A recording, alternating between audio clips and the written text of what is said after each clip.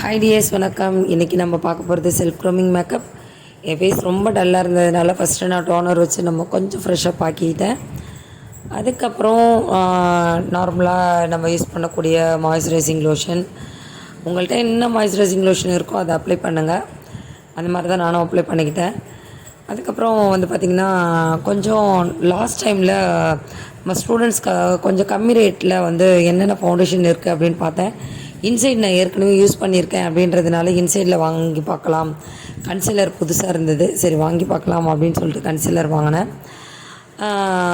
Concealer வந்து என் skin கலரை விட டார்க் கலர் தான் எடுத்தேன். ஆனால் அப்ளை பண்ணும்போது என் ஸ்கின்னை விட நல்லா ப்ரைட்டாகவே இருந்தது. சரி எடுத்துகிட்டோம் ஒரு ஷேடஸ், அதை வச்சு நம்ம ஃபுல்லாக ஃபேஸ் ஃபுல்லாக கொடுத்துடலாம் அப்படின்னு சொல்லிட்டு ஃபேஸ் ஃபுல்லாக கொடுத்துட்டு ஒரு ஈவெண்ட் கலரை கொடுத்துட்டேன். இது எல்லாமே நான் புதுசாக இன்றைக்கி தான் நான் ட்ரை பண்ணுறேன். அதனால் கொஞ்சம் எப்படி இருந்தாலும் அட்ஜஸ்ட் பண்ணி தான் ஆகணும். வீடியோஸ் எப்படி இருக்குது அப்படின்னு சொல்லிட்டு ஃபுல்லாக பார்த்துட்டு கமெண்ட் பாக்ஸில் கமெண்ட் பண்ணுங்கள். கன்சிலர் வந்து என் ஸ்கின்னை விட ப்ரைட்டாகவே ஆயிடுச்சு. நம்ம பிளாக் மார்க்கை மறைக்கிறதுக்காக தான் கன்சிலர் யூஸ் பண்ணுவோம். ஆனால் இது என் ஸ்கின் டோனையே மறைச்சிட்டு நல்லா ப்ரைட் ஆக்கிடுச்சு. சரி இன்சைட் ஃபவுண்டேஷன் வாங்கியிருந்தேன் என் ஸ்கின் கலர் டோனை விட கொஞ்சம் அதிக டோனு. அதை எடுத்து அப்ளை பண்ணேன். அது நிறையாவே எடுத்துட்டேன்னு நினைக்கிறேன். சரி இருக்கட்டும், ஹெச்டி மேக்கப் மாதிரி ஃபேஸ் ப்ரைட்டாக ஒயிட்டாக ஆகுதா பார்ப்போம் அப்படின்னு சொல்லிட்டு நிறையவே எடுத்தாச்சு. எடுத்துகிட்டு ஃபுல்லாக நல்லா ஸ்மச் பண்ணேன்.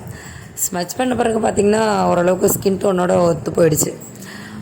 அப்ளை பண்ணும்போது பார்த்திங்கன்னா ரொம்ப ஹெவியாக போட்டுட்டோமோ, நிறைய எடுத்துட்டோமோ அப்படின்ற ஒரு டவுட் இருந்துச்சு. ஆனால் அப்ளை பண்ண ஆரம்பித்ததுக்கப்புறம் கொஞ்சம் நல்லா ஸ்மச் பண்ணதுக்கப்புறம் ஸ்கின் நல்லா ஈவன் ஆகிடுச்சு. இது பெஸ்ட்டாக இருக்கா இல்லைன்னு அதை நீங்கள் தான் சொல்லணும். மேக்கப் முடியும் போது ஓரளவுக்கு நல்லா இருக்கா இல்லையா அப்படின்றத நீங்கள் தான் சொல்லணும். ஏன்னா புதுசாக ட்ரை பண்ணுறோம் இல்லையா எல்லா ஃபவுண்டேஷனும். ஏன் இதை நான் புதுசாக ட்ரை பண்ணுறேன் அப்படின்னு பார்த்தீங்கன்னா, என்னோடய ஸ்டூடெண்ட்ஸ்க்கு வந்து ஹெவியாக அமௌண்ட் போட்டு அவங்களுடைய மேக்கப் ப்ரைடலுக்கெலாம் வாங்க முடியாத சூழ்நிலை. சரி அவங்களுக்கு நம்மளால் முடிஞ்ச கம்மி ரேட்டில் உள்ள ஃபவுண்டேஷன்ஸ், இது ஹெச்டி ஃபவுண்டேஷன்ஸு இதெல்லாம் எப்படி இருக்குது அப்படின்னு சொல்லிட்டு பார்க்கலாம். காம்பேக்ட் எப்படி இருக்குது அப்படின்னு பார்க்கலாம். நான் அப்பப்போ நான் வாங்கி புதுசாக ட்ரை பண்ணிக்கிட்டே இருப்பேன். அப்படி ட்ரை பண்ணதில் தான் இது ஒன்று. அப்புறம் ஃபிட்மியில் ஒரு 3 ஷேடஸ் வாங்கிட்டு வந்திருந்தேன். அதில் ஒரு ஷேட் என்னோடய ஸ்கின் டோன்லேயே இருந்துச்சு. அதை எடுத்து அப்ளிகேஷன் கொடுத்தேன். பாருங்கள், ஸ்கின்னில் வந்து ஃபவுண்டேஷன் அப்ளிகேஷன் கொடுத்த உடனே ஃபுல்லாக ஸ்மஜ் ஆகிடுச்சு, நல்லாவே ஸ்மஜ் ஆகிடுச்சு. அதுக்கப்புறம் காம்பேக்டை ஃபுல்லாக ஒரு கோட்டிங் கொடுத்துட்டேன். ஃபிட்மி பவுடர் வந்து பார்த்திங்கன்னா நான் ஸ்பாஞ்சில் எடுக்கலை, ப்ரஷில் தான் எடுத்திருந்தேன். ஸ்பாஞ்சில் எடுத்திருந்தா நிறையா வந்திருக்கும்னு நினைக்கிறேன். ப்ரஷில் எடுத்ததுனால மீடியமாக ஸ்கின் டோன் லெவல் கரெக்டாகவே இருந்துச்சு. இந்த டோன் வந்து மாறலை, கரெக்டாக இருந்துச்சு, ரொம்ப பிடிச்சிருந்தது. இப்போ இன்சைட் ஃபவுண்டேஷன் கூட ஹெவியாக இருந்ததுன்னு சொல்லலாம். அப்ளை பண்ணதுக்கப்புறம் தான் கொஞ்சம் நார்மலாச்சு. ஆனால் காம்பேக்ட் வந்து நான் அப்ளை பண்ணும்போதே கரெக்டாகவே இருந்துச்சு, ரொம்ப நல்லாவே இருந்துச்சு. அப்ளை பண்ணிவிட்டு நம்ம நார்மலாக எப்பயும் போல் என்னென்ன பண்ணுவோமோ அதையெல்லாம் பண்ண வேண்டியதுதான். கிளாம் 22 அப்படின்னு சொல்லிட்டு கிளாம் 2ல் இருக்குல்ல, அது வந்து 2 in 1 காஜலும் கேக்கும் இருந்தது. அது 2 in 1 ஜெல் காஜல், மேலே வந்து பிளாக் கலரில் கேக் பவுடர் வரும் உங்களுக்கு ஐப்ரோஸ்க்காகவே. அதை எடுத்து அப்ளை பண்ணியிருந்தேன். ஐப்ரோஸ்க்கு வந்து பார்த்திங்கன்னா கேக் பவுடர் தான் யூஸ் பண்ணியிருந்தேன். ஜெல் காஜல் வந்து காஜலாக மட்டும்தான் யூஸ் பண்ணியிருந்தேன். ஐப்ரோஸ் வந்து பார்த்திங்கன்னா கொஞ்சம் எனக்கு நார்மல் காஜலில் போட்டாலே அழகாக போட்டுருவேன்.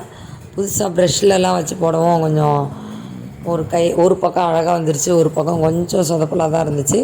இருந்தாலும் ஃபினிஷ் பண்ணும்போது கொஞ்சம் அழகாகவே வந்துருச்சு. மேக்கப் என்ன தான் பண்ணுறோம் பார்ப்போமே ஃபுல்லாக.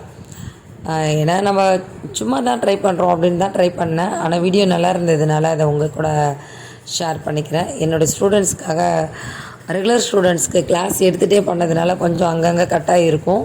பேசிக்கிட்டேவும் நான் மேக்கப் பண்ணியிருப்பேன். காஜல் வந்து பார்த்திங்கன்னா ஜெல் காஜல் தான் போட்டிருந்தேன். ஸ்மெஜ் ஆகலை, நல்லாவே இருந்துச்சு. நான் ஃபோட்டோஷூட் முடிச்சுட்டு ஃபோட்டோ எடுத்துகிட்டு கொஞ்சம் என் ஸ்டூடெண்ட்ஸ் கூடலாம் என்ஜாய் பண்ணிவிட்டு அதுக்கப்புறம் தான் ஃபேஸ் வாஷ் பண்ணேன். அது வரைக்குமே காஜல் வந்து கண்ணு கீழே சும்மா ஒரு 10 minutes இருந்தாலே ஸ்மஜ் ஆகிற காஜல் வந்து பார்த்திங்கன்னா ஸ்மஜ் ஆகிடும். இது வந்து பார்த்திங்கன்னா ஒரு 1 hour 2 hour இருக்கும். அவங்க ஸ்டூடெண்ட்ஸோட டைம் ஸ்பெண்ட் பண்ணதுனால எனக்கு கரெக்டான டைம் தெரியல. எனக்கு நல்லா டைம் ஸ்பெண்ட் பண்ணியிருந்தோம். ஆனால் ஸ்மெஜ் ஆகவே இல்லை, நல்லாவே இருந்தது.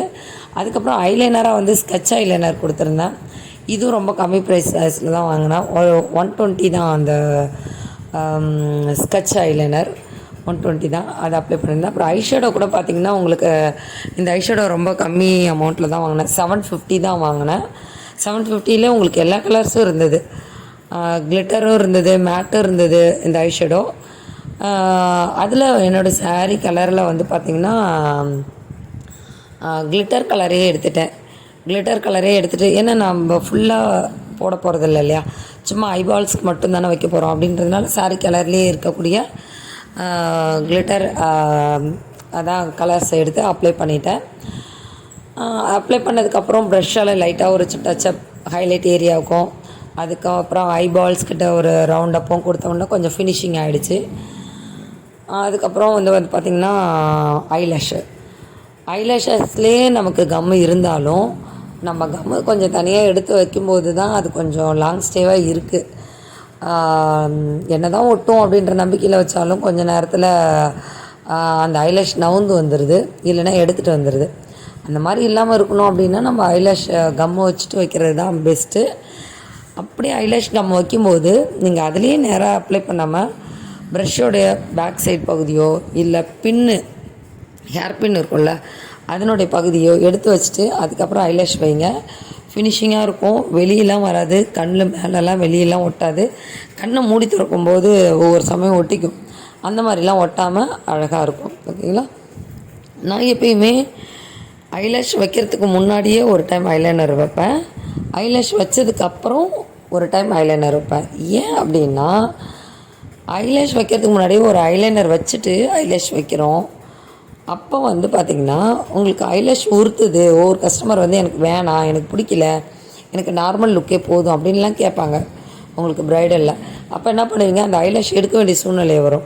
அப்படி எடுத்துட்டிங்கன்னா அந்த கீழே இருக்கிற இடம் இருக்குது பார்த்திங்களா, அந்த லைனில் ஒயிட்டாக தெரியும், பிளாக்காக தெரியவே தெரியாது.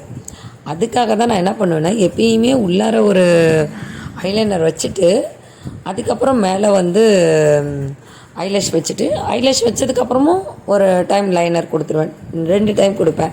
இந்த ட்ரிக் வந்து பார்த்திங்கன்னா எனக்கு வாசிங் மேம் எனக்கு சொல்லி கொடுத்தாங்க அவங்க கிளாஸில். ஒவ்வொரு ட்ரிக்கும் ஒவ்வொரு கிளாஸில் நான் கற்றுக்கிட்ட விஷயங்கள் தான் உங்கள் கூட நான் ஷேர் பண்ணுறது எல்லாமே. அதிலேருந்து நான் அதை ஃபாலோ பண்ண ஆரம்பித்தேன். அதே மாதிரி சூப்பராகவும் ஒர்க் அவுட் ஆச்சு. அதுக்கப்புறம் செல்ஃப் க்ரோமிங் தானேன்னு சொல்லிட்டு என்கிட்ட இருக்கிற 2 லிப்ஸ்டிக்கை மட்டும் எடுத்து வச்சுட்டு கேமரா முன்னாடி நின்றுட்டேன். ரெட் கலர் லிப்ஸ்டிக் தான் என்கிட்ட இருந்தது அந்த டைமில். சரி வப்பமேன்ட்டு ரெட் கலர் வச்சுட்டேன். ரெட் கலர் வச்சோன்னா நல்லா ப்யூர் ரெட்டாக இருந்தது, சாரீ கலருக்கு செமையாக இருந்தது ரெட் லிப்ஸ்டிக்கு. ஆனால் எனக்கு ரெட் கலர் லிப்ஸ்டிக் போட்டு பழக்கம் இல்லாததுனால டார்க் மெரூனு, டார்க் பிங்க்கு இப்படியே போட்டு பழக்கம் இருந்ததுனால எனக்கு ரெட்டு வந்து சாட்டிஸ்ஃபை இல்லாத மாதிரியே ஒரு ஃபீலிங் இருந்தது. அப்புறம் ஐஷேடோவில் நான் கண்ணுக்கு வச்சுருந்தேன் பார்த்திங்களா, அந்த ஐஷேடோவையே எடுத்து லைட்டாக லிப்புக்கும் ஒரு டச்சப் கொடுத்த உடனே சாரீ, லிப்பு, ஐஷேடோ எல்லாமே ஒரே கலர் இருந்தது. அப்புறம் அந்த பொட்டும் அதே கலரில் வச்சுருந்தேன். அந்த பொட்டுக்கு கீழே ஒரு குட்டி பொட்டு வச்சதும் நம்மளுடைய லிப்ஸ்டிக்கில் இருந்து தான் எடுத்து வச்சேன். அதுக்கப்புறம் இன்னொரு ட்ரிக்ஸும் பண்ணேன். என்னென்னு பார்த்தீங்கன்னா நெத்தியில் பொட்டு வைக்க சொல்லி ரெகுலர் கிளாஸ் தானே போயிட்டு இருந்தது. அப்போ வந்து முன்னாடி இருந்த ஸ்டூடெண்ட்ஸில் என்ன பண்ணாங்க, மேக்கப் பக்காவாக இருக்குது, நெத்தியில் ஒரு பொட்டை வைங்க அப்படின்னு சொல்லி சொன்னாங்க. நெத்தியிலனா நம்ம வகுடில். அப்போ ஒரு பொட்டு வச்சுருப்பேன் பாருங்கள், அது எதில் எடுத்து வச்சேன் அப்படின்னு சொல்லிட்டு சாரிக்கு மேட்சாகவே இருக்கணுன்றதுக்காக வச்சேன். அதை கவனித்து பார்த்திங்கன்னா தெரியும் என்ன பண்ணியிருக்கேன்னு. அப்புறம் சிம்பிளாக ஒரு தோடு ரொம்ப டிஃப்ரெண்ட்டாக இருந்தது. எப்பயும் ஜிமிக்கே போடுவேன், இப்போ லக்ஷ்மி டாலர் மாதிரியே இருந்தது தோடு, அழகாக இருந்தது, அதை போட்டுட்டேன். ஏன் அதை போட்டேன்னா கழுத்துக்கு வந்து நெக்லஸ் போடுறதுக்கு எனக்கு விருப்பம் இல்லை. அதனால் ஒரு செட்டோடைய இது கைவங்கி ஆட்டையை போட்டு கழுத்துக்கு போட்டுட்டேன். அழகாக இருக்குல்ல, நம்ம பண்ணுறது அழகாக இருக்கணும், அவ்வளோதான். ரூல்ஸ்லாம் இருக்கணுன்ற அவசியம் கிடையாது. இதை ப்ரைடல் லுக் பண்ணும்போதே நான் அதை தான் கான்செப்டில் கொண்டு வைப்பேன். ஏன்னா நம்ம பண்ணுற தொழில் வந்து ஒரு கலைநயமானது, அங்கே ரூல்ஸ் அண்ட் ரெகுலேஷனுக்கெலாம் வேலையே கிடையாது. நம்ம போடுற மேக்கப் வந்து பக்கா அழகாக இருக்கணும். ஃபினிஷிங் கொடுக்கும்போது வாவ் அப்படின்னு சொல்கிற மாதிரி இருக்கணும், அந்த மாதிரி ஒரு லுக்கை கொடுக்கணும், அவ்வளோதான். அதனால நான் என்ன பண்ணுவேன், எதை வேணாலும் எடுத்து எதுக்கு வேணாலும் யூஸ் பண்ணுவேன். அந்த மாதிரி தோடு ஒரு செட்டில் இருந்து எடுத்தேன். நெக்குக்கு போடக்கூடிய நெக்லஸ்க்கு பதிலாக கைவங்கி எடுத்து போட்டேன். நல்லா இருந்துச்சு. உங்களுக்கு பிடிச்சிருந்ததுன்னா கமெண்ட் பாக்ஸில் கமெண்ட் பண்ணுங்கள். பேக் சைடு ஹேர் ஸ்டைல்லாம் நான் எதுவும் போடலை, ஏன்னா ஃபேஸ் லுக்கு தானே காமிக்கிறேன் அப்படின்னு சொல்லிட்டு பண்ணதுனால ஹேர்லாம் க்ரிம்பிங் எதுவுமே பண்ண கிடையாது. சும்மா ஒரு லைட்டாக பேக் சைடு ஒரு கிளிப்பு மட்டும் போட்டுட்டு ஹேர் பின் மட்டும் தான் குத்தினேன், கிளிப் கூட போட கிடையாது. போட்டுட்டு பேக் சைடு ஃப்ரீ ஹேர் தான் விட்டேன். அக்கா இன்றைக்கி வந்து நெத்திலாம் குங்குமம் வச்சுருக்கீங்க, அழகாக இருக்கீங்க, தலையில் பூ வச்சா கொஞ்சம் நல்லாயிருக்கும் அப்படின்னு வேற ஒரு ஸ்டூடெண்ட் சொல்லிட்டாங்க. நெத்திக்கு பொட்டு வைக்கும்போது அப்படி தான் சொன்னாங்க, நெத்திக்கு பொட்டு இதிலலாம் வைப்பீங்களா நீங்கள் அப்படின்னு சொல்லி கேட்டாங்க. பக்கத்தில் பொட்டு வைங்கன்னு சொல்லிட்டாங்க, பக்கத்தில் பொட்டு எங்கிட்ட இல்லை. அப்போ என்ன பண்ண முடியும், டக்குன்னு தோன்ற ஐடியாவை நம்ம ஒர்க் பண்ணோம். இது வந்து பார்த்திங்கன்னா வாட்டர் ப்ரூஃபில் அடையாதில்லை. அந்த பொட்டுக்கு மேலேயும் நான் ஐஷேடோவுடைய ஷேடஸ் கொடுத்துட்டேன். அதனால தான் என்னோடய சாரீக்கு மேலே லுக்கு வந்து எல்லாமே ஒரே மாதிரி இருந்தது. சாரீ லுக்கு, ஸ்டிக்கர்ஸு, ஃபேஸ் லுக்கு, லிப்ஸ்டிக்கு எல்லாமே ஒரே மாதிரி இருந்தது. எனக்கு ரொம்ப பிடிச்சிருந்தது. உங்களுக்கு பிடிச்சிருந்ததுன்னா கமெண்ட் பாக்ஸில் கமெண்ட் பண்ணுங்கள் டியர்ஸ். Thank you so much.